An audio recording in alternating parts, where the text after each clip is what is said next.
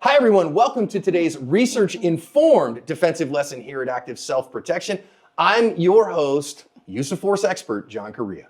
And I'm your co-host, CEO of Active Self-Protection, Stephanie Widener. Lucky Gunner is my recommended trusted provider of freedom seeds for range or defensive use. In stock, good prices, and rocket-fast shipping are why I go back again and again. Because of new guidelines, I can't link their site or say it, but you're smart and you can find it with a simple Google search. Stick it to the man by paying them a visit today. Barbershop in Ecuador here, and you can just see bottom right, our barber is just cutting hair on this younger guy, a little older guy, waiting his turn in line.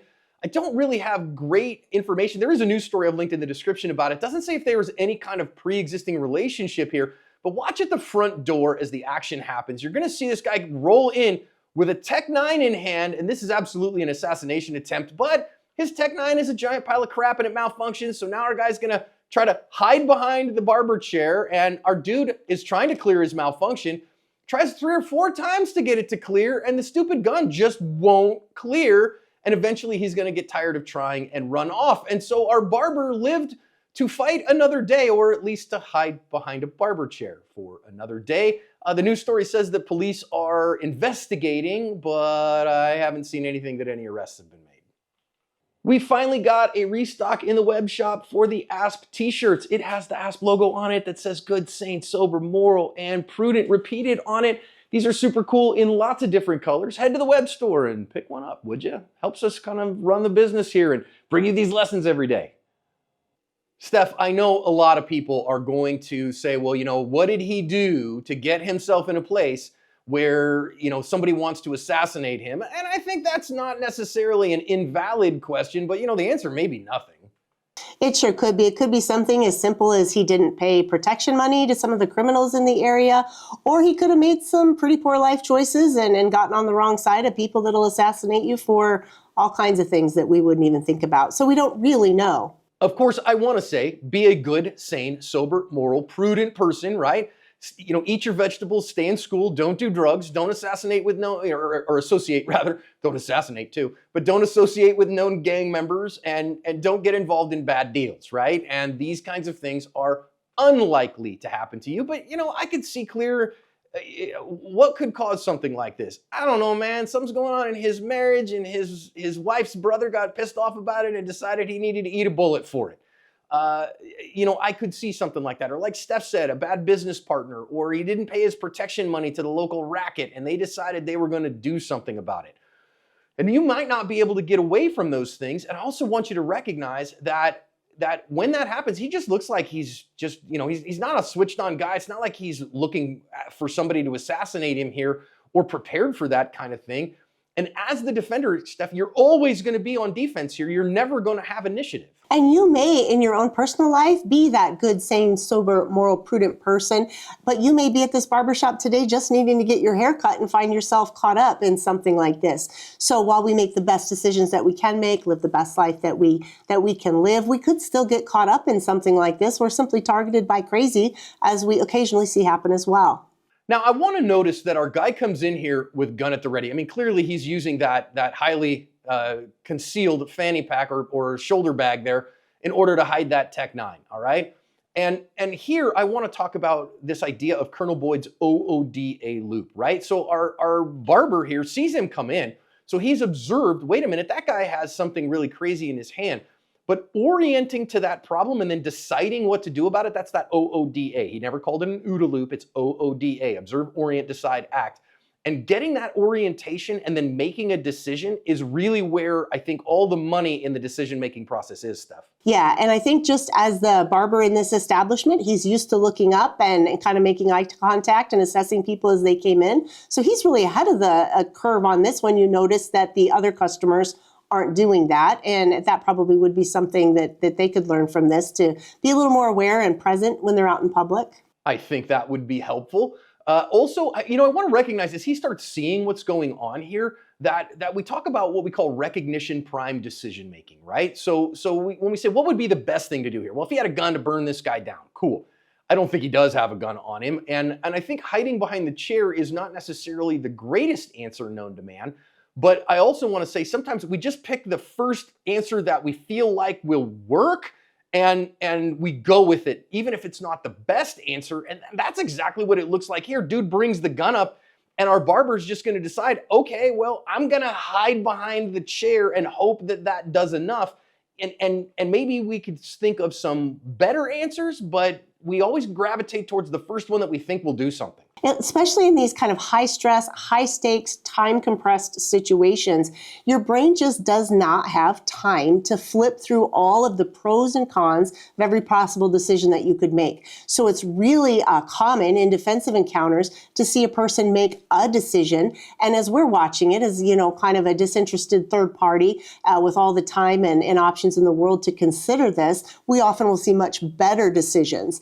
But in the moment, they're going to take that first decision that their brain doesn't outright reject as being not okay. And in this particular decision, he decided to hide behind the chair.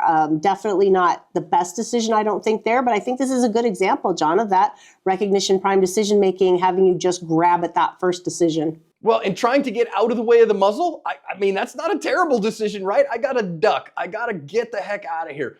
I also want to notice, again, our guy on the left here is just, playing some Angry Birds on his phone. And so I get it, man. You're sitting and waiting and doom scrolling on the Instas or whatever.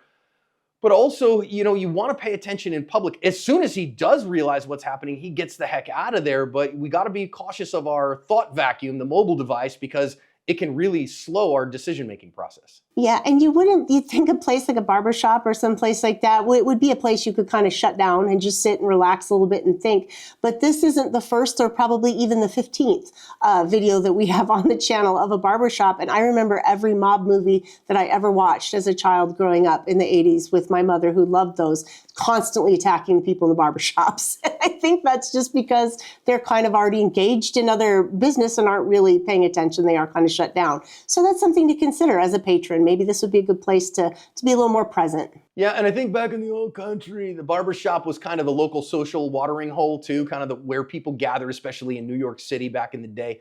Now, I also want to note, this guy has a Tech 9, and that Tech 9 is a giant pile of crap. And thank God it's a giant pile of crap, because it's not going to function. He doesn't know how to work it. And I'm very grateful for that in every endeavor. I do think here it's worth us thinking about a couple of things here as self-defenders. That, number one, you should absolutely know how your firearm works. If you carry one, if you're using one. Of course, I'm talking to you as a defender here, not an offender like this guy is. But recognize that you need to function check your gun, you need to lube your gun, you need to make sure that it functions with the ammunition that you're going to carry in it, and you need to know as a defensive firearm that it's 100% reliable. And so I think that's a pretty good lesson here, Steph. Yeah, we can take lessons from the bad guys too. Obviously, we do not want the same job that he has here, but he had this gun for a specific job, but he never vetted it. He never tested it. He didn't choose a quality firearm. So if you are using a gun for a specific job, like to defend yourself, learn from his mistakes and get a quality firearm that you are function testing and you're using regularly. So you at least know how to use it, how to hold it, so you're not going to injure yourself, and that it will run, more than no rounds for sure. Well, and as firearms trainers, both Stephanie and I have seen this so many times. People show up to a class and their gun does not run, and it malfunctions again and again and again over a class where we run a couple, 300-400 rounds over the weekend, and their gun is just non-functional. And that's the gun they were carrying on their person to defend themselves. So this is a real thing for defensive firearms carriers as well. Buy a quality gun, and I get it. Finances are what they are, and some people can't afford to buy a high quality tier gun. But make sure that it works. Make sure that you know that it functions correctly and it functions well. So then that way, if God forbid you need to use it to save your life, it actually works. I also think there's another lesson here, that our guy is hiding behind a chair. Now, we know beyond a shadow of a doubt, the bullets in that gun will go right through that chair. But you notice, Steph, that the bad guy won't shoot through it? He keeps moving the gun around to try to get a picture of him when he's not behind the chair? Right. I mean, obviously it's not functioning, but you see he keeps trying to line up so that when the bullet does come out, he's, hope springs eternal, that it's going to hit this guy. And we see this all the time. And it's a really interesting phenomenon that people will not shoot through things that they can't see through. So, obviously cover and concealment aren't the same thing. Concealment is something that's just going to kind of hide you, where cover is something that's going to stop around. That said, it's interesting information that often concealment works the same way. And if that's the best you have in the moment, you can use that, and that might give you a little bit of time to get somewhere even better. Yes. So concealment ain't cover, but 99% of the time here on the big channel, it works just as well. It does the same thing. And I'm not telling you that to just ignore cover versus concealment, but I am saying that what we see again and again is bad guys don't shoot through cover. They don't shoot through concealment, rather. Of course, they don't shoot through cover. Cover stops bullets. But they don't shoot through concealment. Now, that said, eventually your strategy is not going to work hiding behind things, because he's going to work his way around your concealment. So I do think, you've got to be willing and ready to stay mentally present to say, this is not going to work forever, and I need to change tactics. And whether that's run out the door like this guy just did, or whether it is I'm going to have to attack this guy to take this gun away from him, something, because if he gets that gun working again, you are dead. And there's no way around it. You're dead. And hiding here is just, hoping that it continues to not work isn't a strategy. He may as well have stood there and danced the Macarena. And so having an alternative plan, continuing to think and saying what's important now, I think is an important lesson here too, because you get so sucked into the plan that you've been using that you can't do anything else. And this is just absolutely a fortuitous outcome. And I don't want that to play into, well, it worked for him, so it's an effective strategy. No, this was a miracle. Yeah, and we can learn from this, because I think it's probably really easy to get into this loop. Well, this worked, this saved me, so I'm kind of emotionally invested in this little plan right now. But you want to constantly have that idea of what's important now, what's important next, how can I better my position? Because I'm honestly surprised he didn't at least get one round off at some point here. He gave up, and that's just luck. And we want to learn the actual lessons from that. Be ready to break out of that loop, try something new, go on the offense, something. Yeah, and thank God our aggressor was using a crappy gun here. I'm super grateful for that. I also think, of course, I wish our defender here had a firearm on his person. He had every right to protect himself here from a threat of death or great bodily injury. Of course, this is in Ecuador. It's very difficult to get a carry permit in Ecuador. You can get a home defense permit. Those happen. But from what I've been able to read, getting a carry permit is very, very difficult. But here in the United States, if you're watching this in the US, it's literally shall issue in the entire country. Some counties make it much harder than others. Some states make it harder than others. But you can carry. And this is one of the reasons I recommend you do, because I don't see anything here that this guy was an aggressor. I don't have any knowledge that he was doing nefarious things that earned him this kind of treatment.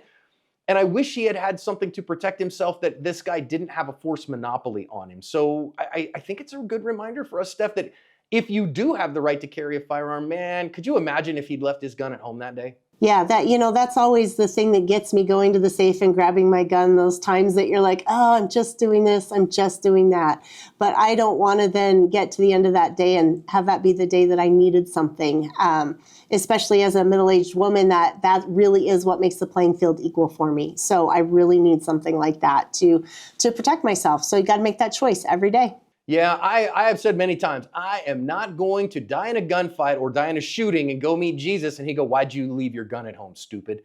That ain't going to be me. So final thing here, do your correct follow-up actions, right? Remember your tap ifs, right? So thread down, did he bring any accomplices? Is my partner still in the fight? That's tap, that's while the fight is happening. Then ifs, injuries, am I injured? F, what's the condition of my firearm? It's still sitting in home in my safe. Then second F, follow-up actions. What's important now? What do I need to do right now to win? And do those things. Don't chase that guy out there.